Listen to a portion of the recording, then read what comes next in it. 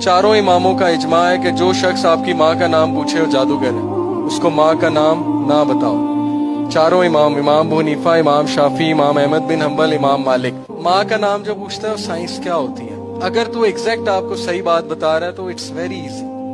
वो अपने करीन को बुला लेता है। पहली बात, मोक्कल कोई नहीं होते, मोक्कल किसी के नहीं बनते। सुलेमान अलैहिस्सलाम के कब्जे में जिन थे, वो भी उनकी अंगूठी के ऐसे जो अल्लाह ने दी थी। रसूल अकरम सल्लल्लाहु अलैहि वसल्लम के सामने एक शैतान आया, उसे सतून के साथ बांधने लगे थे, सहाबा को दिखाना था। फिर कहा मुझे मेरे भाई की दुआ याद आ गई सुलेमान अलैहिस्सलाम की कि ऐ अल्लाह मुझ जैसी सल्तनत किसी को ना देना।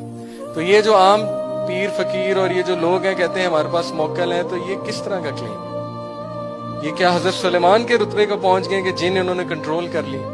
सिर्फ हजरत सुलेमान का मौजज़ा था। जिन कंट्रोल नहीं होता, जिन सिर्फ और सिर्फ डील करता है। शैतान की बात करो, ये बुरा जिन। अच्छे जिन भी हैं, हाँ अच्छे जिन स्टूडेंट्स बन जाते हैं, इज्जत करते हैं, लेकिन उनसे मदद लेना नाजायज है।